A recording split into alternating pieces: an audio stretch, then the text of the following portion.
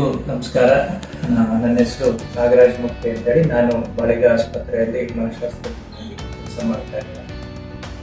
ಈ ದಿನ ನಾನು ಕೆಲವೊಂದು ವಿಚಾರಗಳು, ಈಗ ಹೆಚ್ಚಿನವರು ನೀವು ಕೆಲವೊಂದು ಚಲನಚಿತ್ರಗಳಲ್ಲಿ ನೋಡಿಯಾ ಅಥವಾ ಬೇರೆ ಯಾವುದಾದ್ರೂ ಕತೆ ಕಾದಂಬರಿಗಳಲ್ಲಿ ಓದಿ ಒಂದು ವಿಚಾರ ತಿಳ್ಕೊಂಡಿರ್ತೀವಿ. ಏನಂತಂದ್ರೆ ಈ ಮಲ್ಟಿಪಲ್ ಪರ್ಸನಾಲಿಟೀಸ್, ಒಬ್ಬ ವ್ಯಕ್ತಿ ವಿಭಿನ್ನ ವ್ಯಕ್ತಿಗಳಾಗಿ ವರ್ತಿಸ್ತಾನೆ ಅಥವಾ ಬೇರೆ ಬೇರೆ ರೀತಿಯಾಗಿ ಕಂಡು ಬರ್ತಾನೆ ಅನ್ನುವಂಥದ್ದು.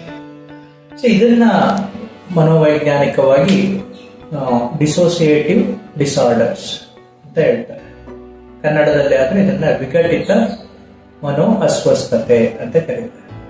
ಸೊ ಇಲ್ಲಿ ಡಿಸೋಸಿಯೇಟಿವ್ ಅಂತಂದ್ರೆ ನಿಮ್ಗೆ ಅರ್ಥ ಆಗುತ್ತೆ. ಏನಂದ್ರೆ ಈ ವ್ಯಕ್ತಿಯಲ್ಲಿ ಅವನಿಗೆ ಪ್ರಸ್ತುತ ಸ್ಥಿತಿಯ ಒಟ್ಟಿಗೆ ಮತ್ತೆ ಅವನ ಅರಿವು, ಅವನ ನೆನಪು, ವ್ಯಕ್ತಿಯ ಒಂದು ಭಾವನೆಗಳು ಮತ್ತೆ ಅವನ ಸುತ್ತಮುತ್ತಲಿನ ಪರಿಸರ, ಇದರ ಬಗ್ಗೆ ಅರಿವಿಲ್ಲದ ರೀತಿ ಇರುವಂಥದ್ದು ಒಂದು ಸ್ಥಿತಿ. ಡಿಸೋಸಿಯೇಟಿವ್ ಅಂದ್ರೆ ನಮ್ಮ ಸುತ್ತಮುತ್ತಲು ಏನಾಗ್ತಾ ಇದೆ ಅನ್ನೋದೇ ಗೊತ್ತಿಲ್ಲದೆ ಹಾಗೆ ಇರುವಂತಹ ಸ್ಥಿತಿ. ಸೊ ಇಂಥ ಒಂದು ಸ್ಥಿತಿಯಲ್ಲಿ ವ್ಯಕ್ತಿ ವಿಭಿನ್ನವಾಗಿ ವರ್ತಿಸ್ತಾರೆ. ಈ ಸ್ಥಿತಿಗಳು ಯಾವಾಗ ಬರ್ಬೋದು ನಿಮ್ಗೆ ಗೊತ್ತು. ಹೆಚ್ಚಿನವರು ಈಗ ಒಂದು ಮದ್ಯ ವ್ಯಸನಕ್ಕೆ ಏನಾದ್ರೂ ಒಳಗಾಗಿರ್ತಾನೆ ಅಂತ, ಅಥವಾ ಏನೋ ಮಾದಕ ದ್ರವ್ಯ ತಗೊಂಡ್ಬಿಟ್ಟಿರ್ತಾನೆ. ಆಗ ಆ ವ್ಯಕ್ತಿಗೆ ಏನಾಗುತ್ತೆ, ತನ್ನ ಸುತ್ತಮುತ್ತಲು ಏನಾಗ್ತಾ ಇದೆ ಅನ್ನೋದೇ ಗೊತ್ತಿರೋದಿಲ್ಲ, ವಿಚಿತ್ರವಾಗಿ ವರ್ತಿಸ್ತಾ ಇರ್ತಾನೆ. ನೀವು ನೋಡ್ತಾರೆ ಅವನು ಕುಡಿದಿದ್ದಾನೆ ಬಿಡು ಮಾರೆ, ಏನು ಮಾಡಕ್ಕಾಗಲ್ಲ, ಸುಮ್ಮನೆ. ಇಲ್ಲಿ ವ್ಯಕ್ತಿ ಕುಡಿದಿಲ್ಲ, ವ್ಯಕ್ತಿ ನಾರ್ಮಲ್ ಸ್ಥಿತಿಯಲ್ಲೇ ಇದ್ದಾನೆ, ಎಲ್ಲಾ ರೀತಿಯಲ್ಲೂ ಸರಿ ಇದ್ದಾನೆ, ಅವನು ವಿಭಿನ್ನವಾಗಿ ವ್ಯಕ್ತಿತ್ವ, ಅವನ ವರ್ತನೆಯನ್ನ ತೋರಿಸ್ತಾ ಇದ್ದಾನೆ. ಇಂತಹ ಸ್ಥಿತಿಯನ್ನ ಅಂದ್ರೆ ವ್ಯಕ್ತಿಯು ಅಮಲಿಲ್ಲದೆ, ಅಮಲು ಪದಾರ್ಥಗಳನ್ನ ಬಳಸದೆ ಅಥವಾ ಬೇರೆ ರೀತಿಯಲ್ಲಿ ತಲೆಗೆ, ಈಗ ನೀವು ಕೆಲವು ಚಲನಚಿತ್ರದಲ್ಲಿ ನೋಡ್ತೀರಿ, ಅವನಿಗೆ ಹೋಗ್ತಾ ಇದ್ದ ದೊಡ್ಡ ರೈಲಿನ ಆಘಾತ ಆಯ್ತು ಅಥವಾ ಮೇಲಿಂದ ಎಲ್ಲೋ ಬಿದ್ದ, ತಲೆಗೆ ಪೆಟ್ಟಾಯ್ತು, ಅವನಿಗೆಲ್ಲ ಮರ್ತೋಯ್ತು, ಯಾವ್ದೋ ಊರಿಗೆ ಹೋಗ್ಬಿಟ್ಟು, ಅಥವಾ ಅನಂತರ ಅವನದೇನು ನೆನಪೇ ಇಲ್ಲ. ಈ ತರದ್ದೆಲ್ಲ ನೋಡಿ, ಇದು ಒಂದು ಆರ್ಗ್ಯಾನಿಕ್, ಒಂದು ಮೆದುಳಿಗೆ ಆದಂತ ದೊಡ್ಡ ಮಟ್ಟದ ಆಘಾತಗಳಿಂದ ಅವನ ವರ್ತನೆಯಲ್ಲಿ ವ್ಯತ್ಯಾಸ. ಇವು ಸ್ಥಿತಿ, ಒಂದು ಸ್ಥಿತಿ. ಆದ್ರೆ ಇಂಥದ್ದು ಯಾವುದೇ ಕಂಡೀಷನ್ ಇಲ್ಲ. ವ್ಯಕ್ತಿಗೆ ತಲೆಗೆ ತೀವ್ರತರವಾದ ಪೆಟ್ಟುಗಳಾಗಿಲ್ಲ ಅಥವಾ ಅವನು ಯಾವುದೇ ಒಂದು ವ್ಯಸನಕ್ಕೂ ಒಳಗಾಗಿಲ್ಲ, ಆದ್ರೆ ಇವನು ವಿಚಿತ್ರವಾಗಿ ವರ್ತಿಸ್ತಾ ಇದ್ದಾನೆ. ಇಂತಹ ಒಂದು ಪ್ರಕೃತಿಯ ನಮ್ಮ ಸುತ್ತಮುತ್ತಲಿನ ಪರಿಸರದ ಒಳಗೇನೆ ಅವನಿಗೆ ಗೊತ್ತಿಲ್ಲದೆ ಮಾಡುವಂತಹ ವರ್ತನೆಗಳಿಗೆ ನಾವು ಡಿಸೋಸಿಯೇಟಿವ್ ಡಿಸಾರ್ಡರ್ ಅಂತ ಕರೀತೀವಿ, ಅಥವಾ ವಿಘಟಿತ ಅಸ್ವಸ್ಥತೆ ಅಂತ ಕರೀತೀವಿ. ಹಾಗಿದ್ರೆ ಇದು ಒಂದು ಅಂದ ತಕ್ಷಣ ಎಲ್ಲರೂ ಅನ್ಕೊಳ್ಳೋದೇನು ಅಂತಂದ್ರೆ, ಇದು ಬರೀ ಮೈ ಮೇಲೆ ಒಂದು ಆವೇಶ ಬರುತ್ತೆ ಅಥವಾ ಭೂತ ಬರುತ್ತೆ ಅಥವಾ ವಿಭಿನ್ನವಾಗಿ ವರ್ತಿಸ್ತಾರೆ, ಇದಿಷ್ಟೇ ಅಲ್ಲ. ಇದರಲ್ಲಿ ಒಂದಷ್ಟು ಭಾಗಗಳಿದೆ. ಒಂದು ಇದರಲ್ಲಿ ನಾವು ಡಿಸೋಸಿಯೇಟಿವ್ ಅಮ್ನೇಷಿಯಾ ಅಂತ ಕರೀತೇವೆ, ಇನ್ನೊಂದು ಡಿಸೋಸಿಯೇಟಿವ್ ಸ್ಟೂಪರ್ ಅಂತ ಉಂಟು, ಮತ್ತೆ ಇನ್ನೊಂದು ಡಿಸೋಸಿಯೇಟಿವ್ ಐಡೆಂಟಿಟಿ ಡಿಸಾರ್ಡರ್, ಮತ್ತೆ ಡಿಸೋಸಿಯೇಟಿವ್ ಫ್ಯೂಗ್. ಈ ನಾಲ್ಕು ಬಗೆಯನ್ನ ನಾವು ನೋಡ್ತಾ ಹೋಗ್ತೀವಿ. ಮೊದಲನೇಗೆ ಇದು ಡಿಸೋಸಿಯೇಟಿವ್ ಅಮ್ನೇಷಿಯಾ, ಮರ್ತೋಗುತ್ತೆ.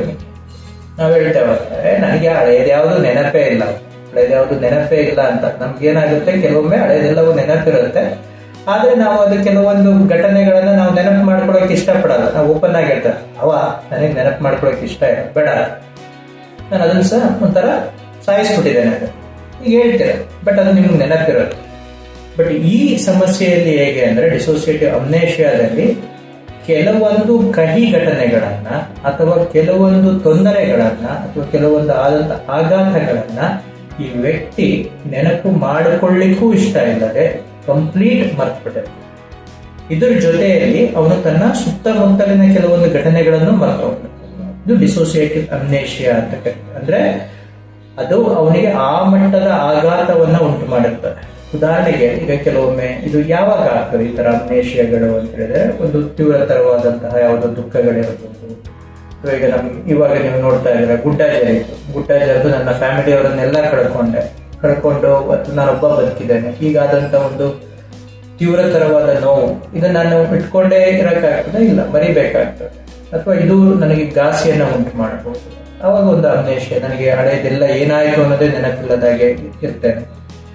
ಅಥವಾ ಕೆಲವೊಮ್ಮೆ ಕೆಲವೊಂದು ಸಮಸ್ಯೆಗಳು, ಈಗ ಯಾರೋ ಲೈಂಗಿಕವಾಗಿ ಶೋಷಣೆಗೆ ಒಳಗಾದರು, ಇಂತಹ ಕೆಲವೊಂದು ಕಹಿ ಘಟನೆಗಳೇನ್ ಮಾಡುತ್ತೆ ಈ ತರ ಅಮ್ನೇಷಿಯಾಗಳನ್ನ ಉಂಟು ಮಾಡುತ್ತೆ. ನೀವು ಹೇಳ್ತೀರಾ ಕೆಲವೊಬ್ಬ ವ್ಯಕ್ತಿಗಳಿಗೆ ಏನು ನೆನಪೇ ಇಲ್ಲ, ತುಂಬಾ ಸಾಲ ಮಾಡಿಬಿಟ್ಟಿರ್ತಾನೆ, ಅವ್ನಿಗೆ ಸಾಲ ತೀರಿಸುವಷ್ಟು ಪರಿಸ್ಥಿತಿಯೇ ಇಲ್ಲ, ಅವ್ನಿಗೆ ಏನ್ ಮಾಡ್ದ ಅಂತಾನೆ ಗೊತ್ತಿರೋದಿಲ್ಲ.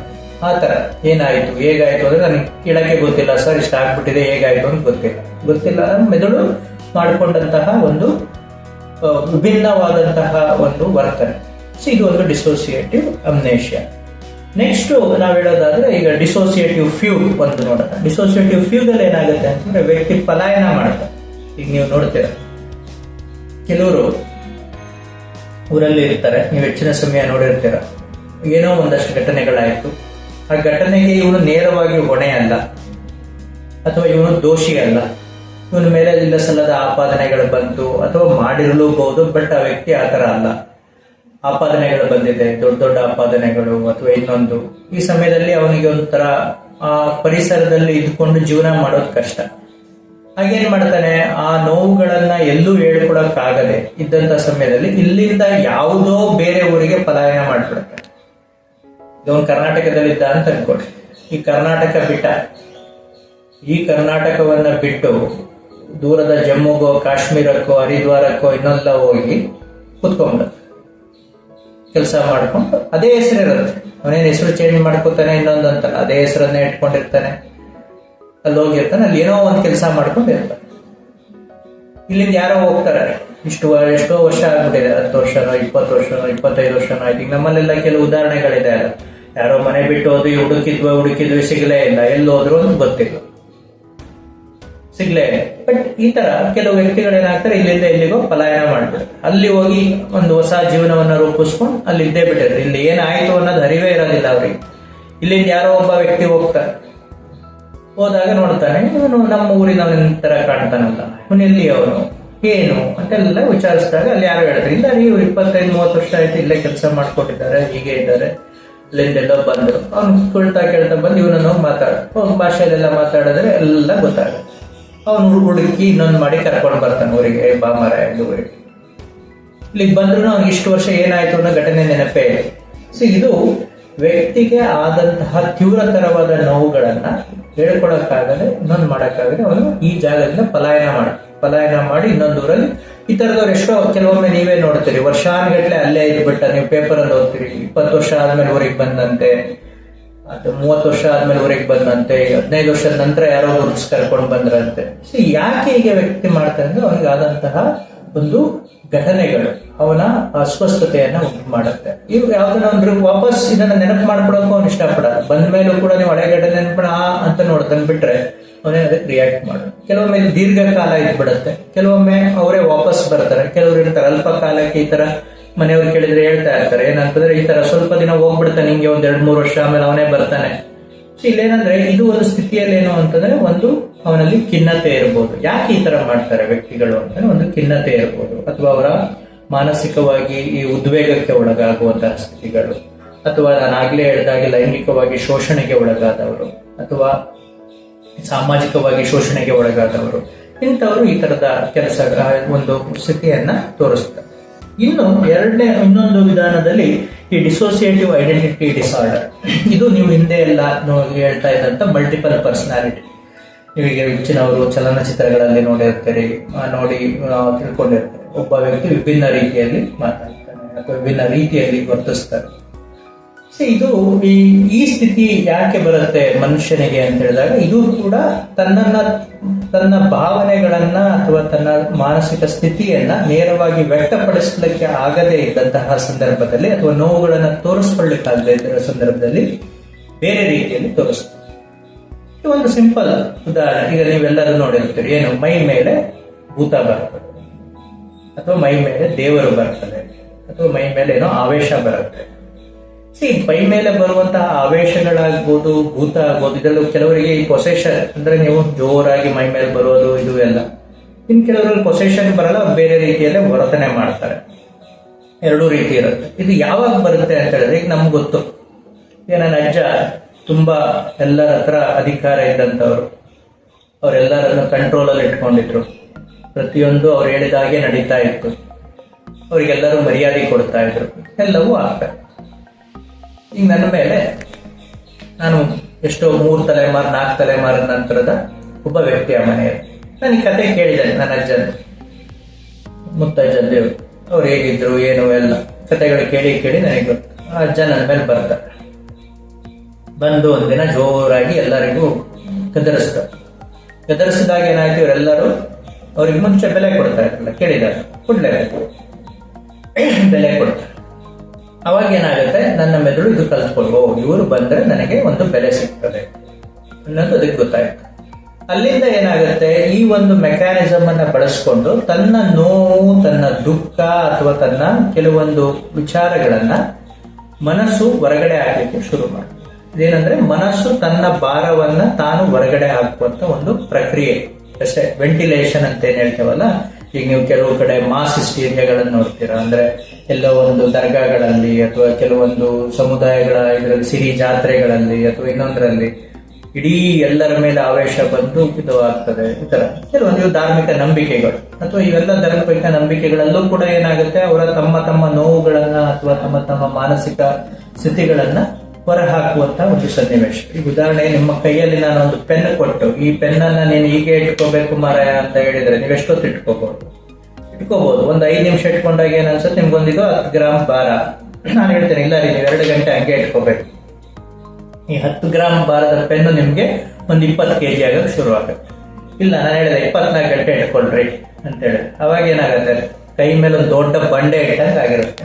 ಇಳಿಸ್ಲೇಬೇಕು. ಇಳಿಸ್ಲಿಲ್ಲ ಅಂತಂದ್ರೆ ನೋವು ಕಮ್ಮಿ ಆಗುತ್ತೆ. ಸೊ ಇಳಿಸ್ಲಿಕ್ಕೆ ಒಂದು ಮಾರ್ಗ ಬೇಕು, ಆಯ್ತಾ. ಹಾಗೆ ನನ್ನ ಮನಸ್ಸಿನಲ್ಲಿ ಉದುಗಿಟ್ಟಂತಹ ಭಾವನೆಗಳು ಅಥವಾ ಇವು ಈ ತರ ನಾವೇನು ಇದರಲ್ಲಿ ಮಾನಸಿಕವಾಗಿ ವೈಜ್ಞಾನಿಕವಾಗಿ ಡಿರಲೈಸೇಷನ್ ಅಂತ ಕೆಲವೊಂದು ಪದವನ್ನ ಯೂಸ್ ಮಾಡ್ತೇವೆ, ಡಿಪರ್ಸನಲೈಸೇಷನ್ ಅಂತ ಒಂದು ಪದವನ್ನ ಯೂಸ್ ಮಾಡ್ತೇವೆ.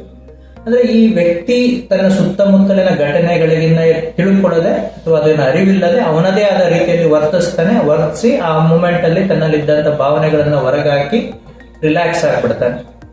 ಆಮೇಲೆ ಎದ್ದ ಮೇಲೆ ಕೇಳಿದ್ರೆ ನನಗೇನಾಯ್ತು ಗೊತ್ತಿಲ್ಲ ಹೇಳ್ತಾರೆ, ಅಥವಾ ನನಗೇನೋ ಆಯ್ತು, ಮೈ ಮೇಲೆ ಬಂದಂಗಾಯ್ತು, ದೊಡ್ಡ ಇದು ಆಯ್ತು, ನಂತರ ನನಗೇನಾಯ್ತು ಅನ್ನೋದೇ ಗೊತ್ತಿಲ್ಲ.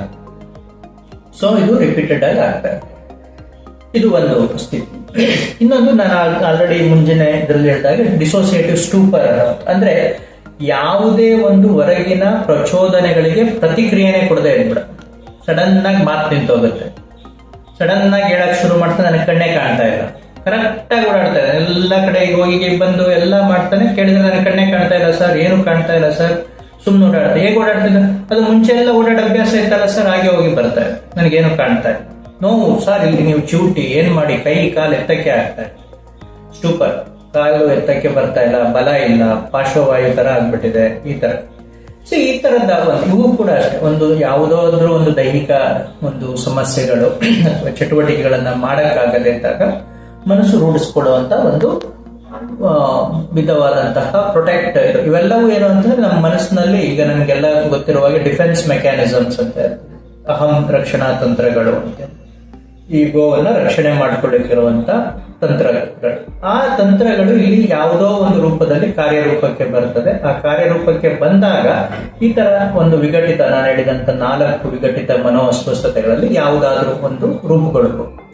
ಇವೆಲ್ಲವೂ ಕೂಡ ಒಂದು ಮಾನಸಿಕವಾದಂತಹ ಅಸ್ವಸ್ಥತೆ ಆಗಿರ್ತದೆ. ಇವಕ್ಕೆ ಕೆಲವೊಮ್ಮೆ ಖಿನ್ನತೆಗಳು ಕಾರಣ ಆಗಿರ್ತದೆ, ಕೆಲವೊಮ್ಮೆ ಈ ತರ ಲೈಂಗಿಕ ಶೋಷಣೆಗಳ ಕಾರಣ ಆಗಿರ್ತದೆ, ಅಥವಾ ಮನೆಯಲ್ಲಿ ನಡೆದಂತ ಘಟನೆಗಳು, ಆರ್ಥಿಕ ಹಿಂಜರಿತಗಳು, ಅಥವಾ ಆರ್ಥಿಕವಾಗಿ ತುಂಬಲಾರದ ನಷ್ಟಗಳು, ಅಥವಾ ಭಾವನೆಗಳಲ್ಲಿ ಆದಂತಹ ತೊಂದರೆಗಳು. ಯಾರದೋ ಮೇಲೆ ತುಂಬವಾದಂತ ಗಾಢವಾದ ಭಾವನೆಗಳನ್ನ ಇಟ್ಕೊಂಡಿರ್ತಾರೆ, ಅಂತಹ ವ್ಯಕ್ತಿಯಿಂದ ಆದಂತಹ ಆಘಾತ, ಈ ತರ ಬೇರೆ ಬೇರೆ ಕಾರಣಗಳು ಇದಕ್ಕೆ ಒಂದು ರೆಸ್ಪಾನ್ಸಿಬಲ್ ಆಗಿರ್ತದೆ. ಇಂತಹ ವ್ಯಕ್ತಿಗಳು ಯಾರಾದ್ರೂ ಈ ತರ ಒಂದು ಮಾನಸಿಕವಾದಂತಹ ವಿಘಟಿತ ಸಮಸ್ಯೆಗಳನ್ನ ಅನುಭವಿಸ್ತಾ ಇದ್ರೆ ಅವರನ್ನ ನೀವು ಹತ್ತಿರದ ಮಾನಸಿಕ ಆರೋಗ್ಯ ಚಿಕಿತ್ಸಾ ತಜ್ಞರಿಗೆ ಕರ್ಕೊಂಡೋಗಿ ತೋರಿಸಿದರೆ ಅವರು ಇದಕ್ಕೆ ಏನು ಕಾರಣ ಅನ್ನೋದನ್ನ ಪತ್ತೆ ಹಚ್ಚಿ ಅದಕ್ಕೆ ಬೇಕಾದಂತಹ ಒಂದು ಮನೋವೈಜ್ಞಾನಿಕ ಚಿಕಿತ್ಸೆ, ಅಂದ್ರೆ ಇದಕ್ಕೆ ಔಷಧಿ ಬೇಕಾ ಅಥವಾ ಅರಿವಿನ ಚಿಕಿತ್ಸೆ ಬೇಕಾ ಅಥವಾ ಕೌನ್ಸಿಲಿಂಗ್ ನ ಸಹಾಯ ಬೇಕಾ ಅನ್ನೋದನ್ನ ತಿಳಿಸ್ತಾರೆ. ಅದನ್ನ ತಗೊಂಡು ಅವರು ಕೂಡ ಮುಂದೆ ನಾರ್ಮಲ್ ಆದಂತಹ ಒಂದು ಸಾಮಾನ್ಯ ಜೀವನವನ್ನ